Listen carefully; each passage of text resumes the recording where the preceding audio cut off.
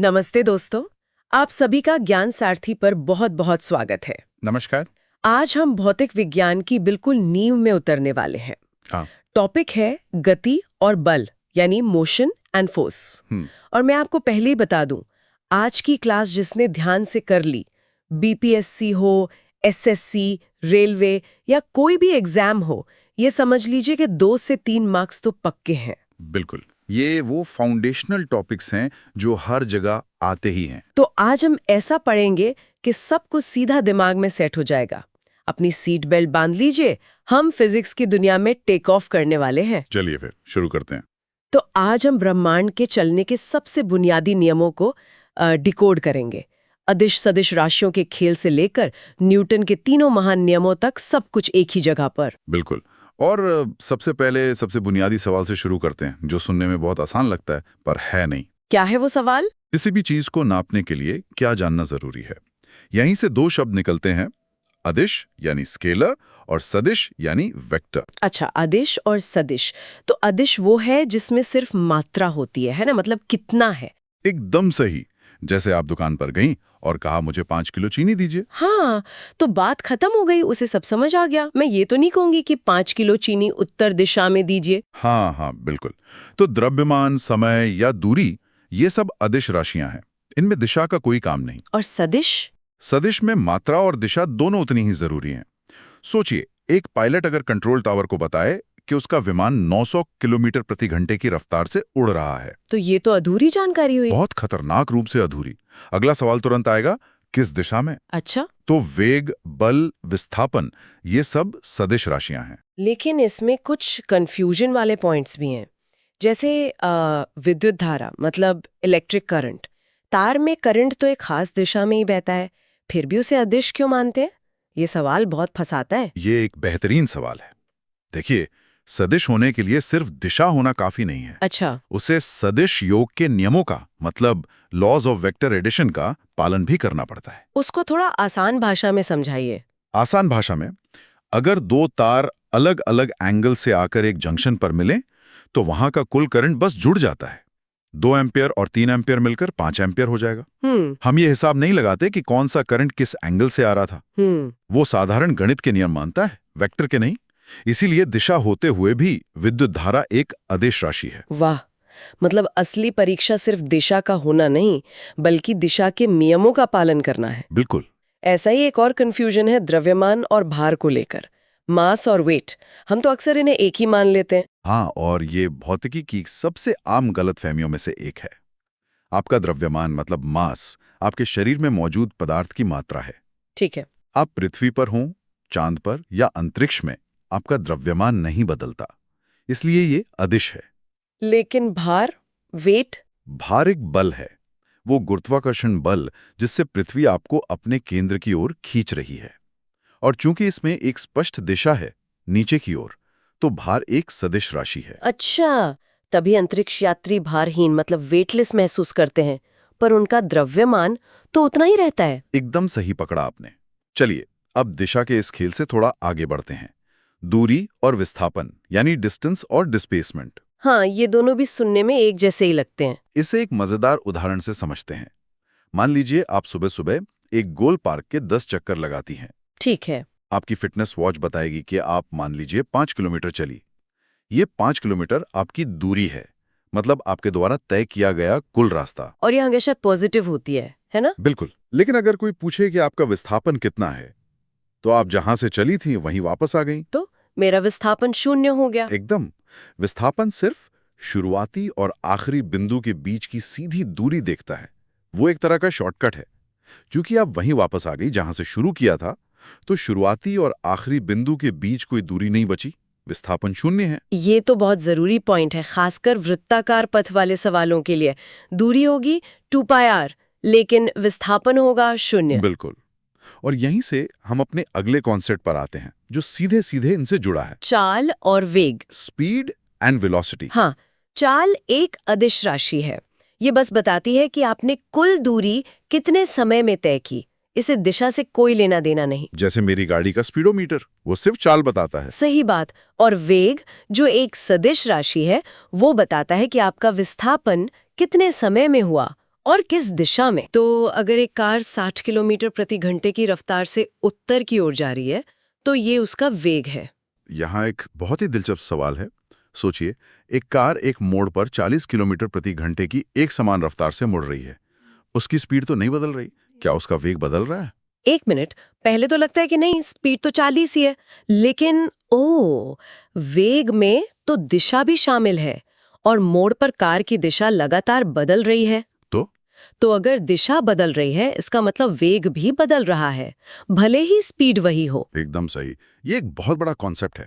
वेग में बदलाव सिर्फ रफ्तार बदलने से नहीं, दिशा बदलने से भी होता है। और जैसे ही हम वेग में बदलाव की बात करते हैं, हम भौतिकी के एक और बड़े खिलाड़ी के मैदान में आ जाते हैं। त्वरण, एक्सेलरेशन। जी। जैसे हम बाइक का एक्सेलरेटर घुमाते तो स्पीड बढ़ती है, मतलब वेग बदलता है, और यही बदलाव त्वरण है। बिल्कुल। त्वरण का मतलब भी है वेग में परिवर्तन की दर। लेकिन यह सिर्फ स्पीड बढ़ाने के लिए नहीं है। जब आप ब्रेक लगाते हैं तो भी वेग बदलता है, बस इस बार वो घटता है। और इस नेगेटिव त्वरण को मंदन यानी रिटार्डेशन कहते हैं, है ना? हाँ, और एक बहुत जरूरी एग्जाम अलर्ट है यहाँ। मुक्त रूप से गिरती हुई किसी भी वस्तु का त्वरण हमेशा समान रहता है। G is equal to 9.8 metres प्रति सेकंड स्क्वायर। जी हाँ। ठीक है, तो ये सारे कॉन्सेप्ट्स, विस्थापन, वेग, त्वरण, ये तो गति को समझाने के शब्द हो गए। लेकिन इन सब को एक कहानी में पिरोने का काम किया सर आइजैक न्यूटन ने। और उनके तीनों नियमों को एक कहानी की तरह ही देखना चाहिए। पहला नियम, जिसे जड़त्व का नियम, लॉ ऑफ इनर्शिया कहते हैं, वो इस कहानी का स्टेज सेट करता है। मतलब जो जैसा है वैसा ही रहना चाहता है। चीजें थोड़ी आलसी होती हैं। हाँ, कह सकते हैं। अगर कोई चीज रुकी है तो वो रुकी रहना चाहती है, अगर चल रही है तो उसी रफ्तार और दिशा में चलते रहना चाहती है। जैसे चलती बस के अचानक रुकने पर हमारा शरीर आगे की ओर जाता है, क्योंकि हमारा शरीर तो गति में ही रहना चाहता है, गति का जड़त्व। बिल्कुल, ये विरोध करने की प्रवृत्ति ही जड़त्व है। और जिस वस्तु का द्रव्यमान जितना ज्यादा होता है, उसका जड़त्व उतना ही ज्यादा। तो पहला नियम एक समस्या बताता है, जड़त्व। यहीं पर शायद दूसरे नियम की एंट्री होती है जो समाधान देता है, बल यानी फोर्स। आपने पूरी कहानी का सार बता दिया। दूसरा नियम उस बल को मापता है। वो कहता है कि किसी वस्तु में त्वरण पैदा करने के लिए कितना बल चाहिए, और इसका मशहूर फॉर्मूला है F = ma। सही। और इसी नियम से एक और कॉन्सेप्ट निकलता है, संवेग, मोमेंटम। P = mv, यानी द्रव्यमान गुणा वेग। हाँ, न्यूटन ने असल में कहा था कि बल संवेग में परिवर्तन की दर के बराबर होता है। इसका एक बहुत ही खूबसूरत उदाहरण है क्रिकेट। कैच लेते समय हाथ पीछे खींचना। हाँ, खिलाड़ी ऐसा क्यों करता है? वो गेंद को रोकने के लिए ज्यादा समय ले रहा है। अगर हाथ स्थिर रखेगा तो गेंद अचानक रुकेगी और चोट ज्यादा लगेगी। एकदम सही। हाथ पीछे खींचने से वो रुकने का समय बढ़ा देता है, और जब आप समय बढ़ा देते हैं तो लगने वाले बल F का झटका कम हो जाता है। वाह, ये तो सच में भौतिकी का शानदार इस्तेमाल है ना? तो पहला नियम बताता है बल क्यों चाहिए, दूसरा बताता है कितना बल चाहिए, तो फिर तीसरे नियम का क्या काम है? तीसरा नियम उस बल का नतीजा बताता है। वो कहता है हर क्रिया की एक बराबर और विपरीत प्रतिक्रिया होती है, एक्शन एंड रिएक्शन। मतलब अगर मैं दीवार पर मुक्का मारूं तो सिर्फ मैं दीवार पर बल नहीं लगा रही, दीवार भी उसी वक्त मेरे हाथ पर उतना ही बल वापस लगा रही है। बिल्कुल, इसीलिए चोट लगती है। और सबसे जरूरी बात जो एग्जाम में पूछी जाती है वो ये कि क्रिया और प्रतिक्रिया हमेशा दो अलग अलग चीजों पर लगते हैं। ये बहुत महत्वपूर्ण पॉइंट है।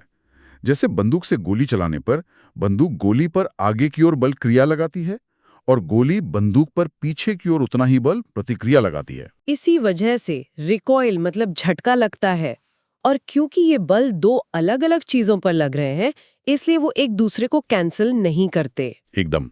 ये तीनों नियम मिलके एक पूरी कहानी बनाते हैं। ये तो सच में एक पूरी कहानी है।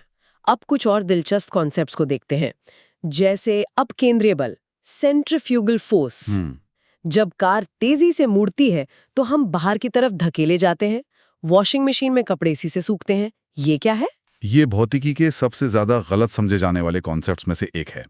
अब केंद्रीय बल असल में कोई असली बल है ही नहीं। इसे छद्म बल या सूडो फोर्स कहते हैं। छद्म बल मतलब ये एक धोखा है? एक तरह से हाँ। ये असल में न्यूटन के पहले नियम यानी जड़त्व का ही एहसास है। अच्छा, वो कैसे? जब कार तेजी से दाएं मुड़ती है तो आप पर बाहर की तरफ कोई धक्का नहीं लगाता, बल्कि आपका शरीर अपने जड़त्व के कारण सीधा जाना चाहता है। लेकिन कार का दरवाजा मुझे अपने साथ मोड़ लेता है। सही, वो दरवाजे का प्रेशर जो आपको मुड़ने पर मजबूर करता है, वही हमें बाहर की ओर एक बल जैसा महसूस होता है। ये वास्तव में बल नहीं बल्कि जड़त्व का अनुभव है। वाह, ये तो पूरा नजरिया ही बदल देता है। और एक और व्यवहारिक चीज, प्रक्षेप्य गति यानी प्रोजेक्टाइल मोशन। भाला फेंकने वाला एथलीट किस एंगल पर भाला फेंके कि वो सबसे ज्यादा दूर जाए? अगर हम हवा के प्रतिरोध को नजरअंदाज कर दें, तो गणितीय रूप से किसी भी वस्तु को अधिकतम दूरी तक फेंकने के लिए उसे 45 डिग्री के कोण पर फेंकना चाहिए। 45 डिग्री? ये तो सीधा सीधा एग्जाम का सवाल है। बिल्कुल। तो दोस्तों, आज हमने गति की ABC से लेकर न्यूटन के तीनों नियमों तक सब कुछ समझ लिया है। और याद रखें, फिजिक्स रटने का नहीं, अपने आसपास महसूस करने का विषय है। बिल्कुल। तो हमारी अगली क्लास का टॉपिक होगा ऊर्जा और कार्य, वर्क एंड एनर्जी। एक और बहुत ही दिलचस्प विषय। उम्मीद है आज की क्लास ने आपकी सफलता की दिशा में एक और कदम बढ़ाया होगा। अगर आपको हमारा ये प्रयास अच्छा लगा तो इस वीडियो को लाइक और शेयर जरूर करें। और ज्ञान सारथी चैनल को सब्सक्राइब करना बिल्कुल ना भूलें। मिलते हैं अगली क्लास में। इन सभी विचारों को एक साथ देखने के बाद एक सवाल मन में आता है। पूछिए। न्यूटन के ये नियम हमें अपने रोजमर्रा के जीवन की हर चीज को समझाते हुए लगते हैं।